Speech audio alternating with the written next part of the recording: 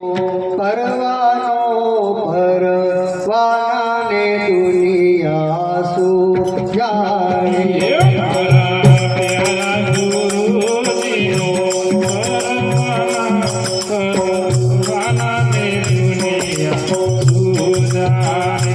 મારા પ્યારા ગુરુજીનો પરવાનો પરવાને દુનિયા શું જાણે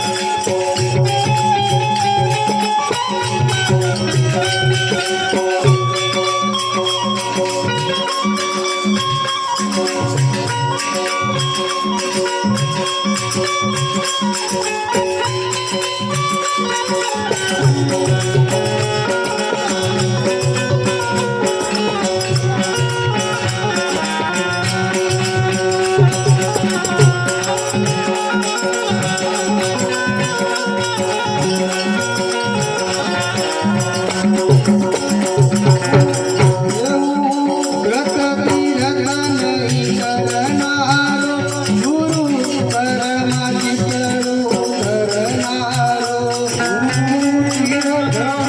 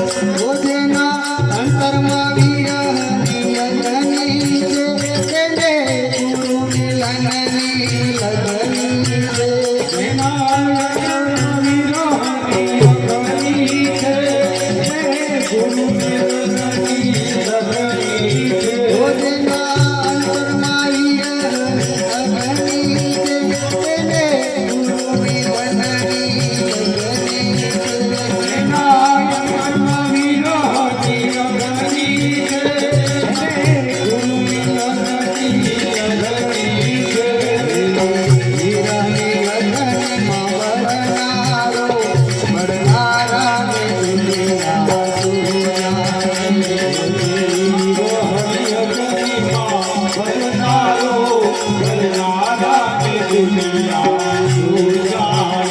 મારા ગુરુજીનો પરવાનો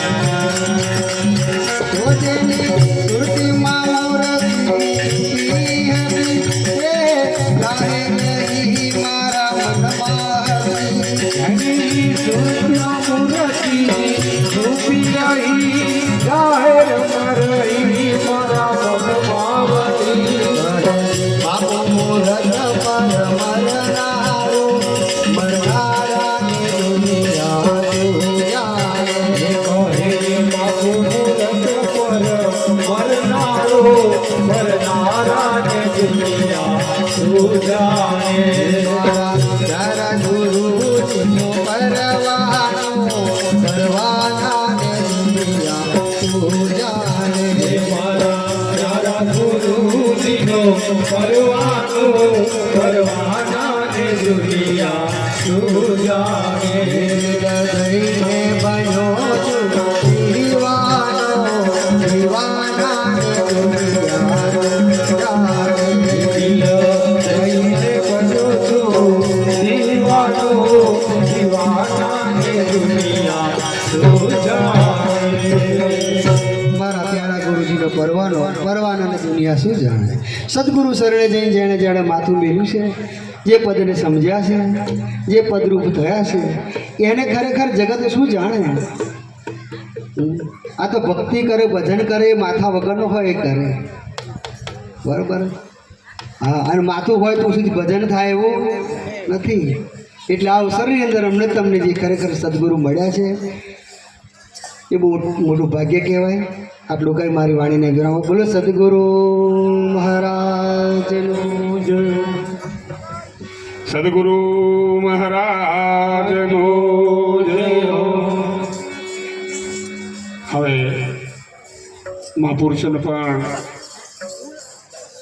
આપણું આમંત્રણ ખરેખર સ્વીકારી અને એમનો કિંમતી સમય ફાળવી અને આપણને આ લાભ આપ્યો તો અહોભાગ્ય આપણું કહેવાય.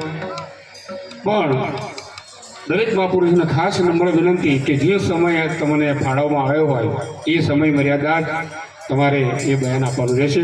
મહેરબાની કરી સમય પૂરો થયા પછી ભજન કહું એવું નહીં ચાલે, કારણ કે આપણે બધા મહાન પુરુષોને આપણે લાભ લેવાનો છે.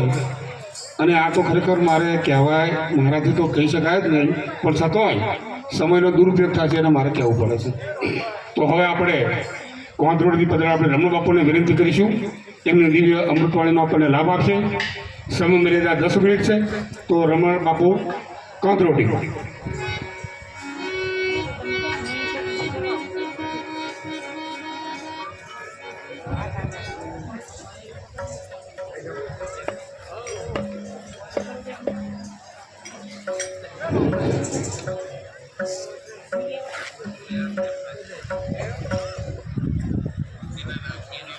બોલીએ સદગુરુ મહારાજનો જય હો. પધારેલા હરિગુરુ સંતનો જય હો. આજનો આ પુનિત અને પાવનકારી પ્રસંગ મંગળરામના પોંખણમાં વકીલ બાપુની જે દર 27 ઉજવવામાં આવે છે એ આજે એ નિમિત્તે આપ બધા પધાર્યા છો. દૂર દૂરથી મહાપુરુષો પણ આવ્યા છે, રાજસ્થાનથી પધાર્યા છે, સાથે સાથે મહેન્દ્ર મહારાજ મહેસાણાથી પણ પધાર્યા છે. ઘણી આનંદની વાત છે, કેમ કે રોજ રોજ ભેગા થઈએ ને બધા કહેશે કરાતા બહુ કિંમતી છે ને આમ ફલવાનું છે ને ટેકનું છે, રોજ વાપરવાનું કિંમતી છે કિંમતી છે, પણ કરવાનું છે શું કિંમતી છે એને શું કરવાનું છે? કિંમતીને રોજ આવું વાપરીને બેસી રહેવાનું છે? કંઈક તો આવવું જોઈએ ને મય. કિંમતી હોય તો ગોઠિયા જેટલી કિંમત ના કરે તો પછી એનો અર્થ શું છે એમ વાપરવાનો? એમ સમય તો રેણી વગર કેણી કહેવાતી નથી. જે કંઈક નોટ ઉપર ગવર્મેન્ટનો સિક્કો હોય એટલી જ છપાય છે. પાછા કંઈક મોદીમાં ઢોકળા છાપી દે એવું નહીં એમના બાપની સવાલે. હા, ગવર્મેન્ટનો સિક્કો જે ચાલતું હોય ને જેની રાજધાની ત્યાંથી વાગવું જોઈએ. અગાઉ 10 મણ હોનું તો રજૂઆત કરી હોય ત્યારે નોટો છપાય.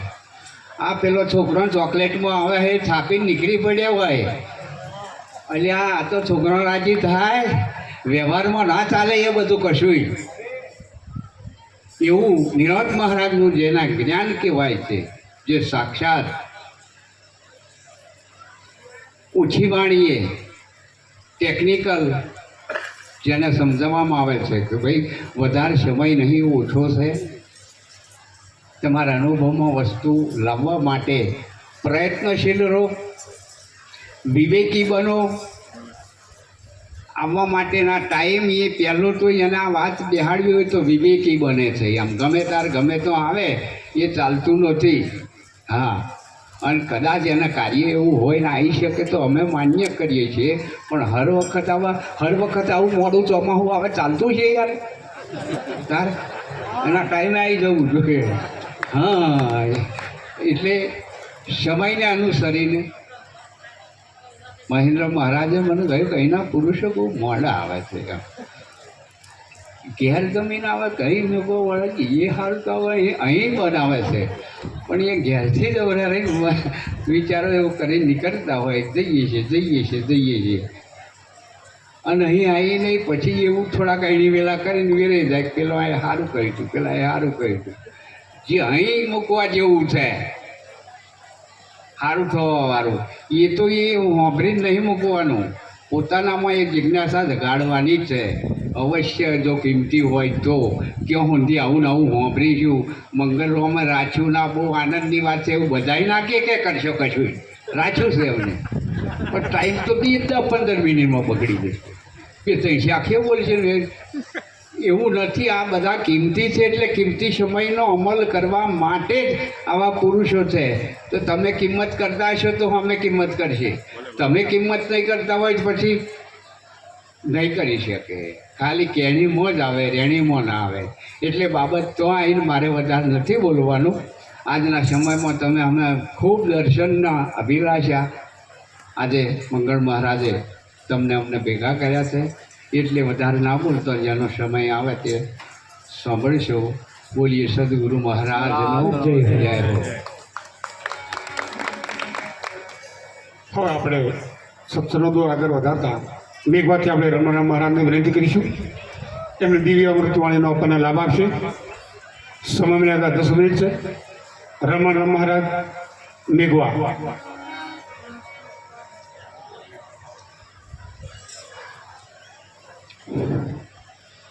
બોલો સદગુરુ મહારાજ વકીલ બાપુ મહારાજ હર માસની 27 તારીખે બાપુની આ 72મી માસિક તિથિ અને વાર્ષિક છઠ્ઠી ખૂબ આનંદની વાત છે. કારણ કે દરેક મહાપુરુષોની કહેણી બોલે છે. જેવી જેની કરણી છે એવો એનો ભાવ છે. કે ભાઈ પોપટ તુજને પરદિયા, પોપટ તુજને પરદિયા કે આમ ના જાય પરદેશ. દુકાર પડ્યો છે આ દેશમાં, વણ મોતે તું મરેશ. આ તો કોઈને વાઘરી કરાય એવી નથી, પણ પશુ પક્ષીના નામથી કહેવામાં આવે છે. આ તો કોને કહે છે એ તો પોતે વિચારી લેવાનું છે. પોપટ તુજને પરદિયા કે આમ ના જાય પરદેશ. દુકાર પડ્યો છે આ દેશમાં, વણ મોતે તું મરેશ. પંખી પોપટ બોલ્યો મક્કા કાશી જાવ, તો પણ કાર દુકાર છે ક્યાં પાકો ફળ ખાવ. નોમ નગર નવખંડમાં નિહોત નિર્ગુણ દેશ, અમર ફરતો નિબજે વર્ષે મેઘ હંમેશ. જંગલમાં ના જાણતે રોમ શબ્દ કા શોર, જડફળ ઘેર બેઠો મળ્યો અર્જુન ઉત્તમ પાઠ. જંગલમાં ભમતા રહ્યા 84 ના ચાક. આ તો દરેકના રસ્તા બનાયા છે. બળદ આપણે રાખીએ છીએ, ખેતી પ્રધાન દેશ છીએ એટલે કદાચ કોટીએ રાખીએ ને નાક વાંઠે તો નાખે રાખીએ દોરો અને ખેંચીએ એમ. મદોન મસ્ત હાથી છે, કોઈને નાક વાંઠે પણ એ અંકુ છે પાદરો. તમે જુઓ ઘોડો છે, એને જે કંઈક લગામ લગાવી છે. તો એ દરેકના રસ્તા છે, પણ માણસ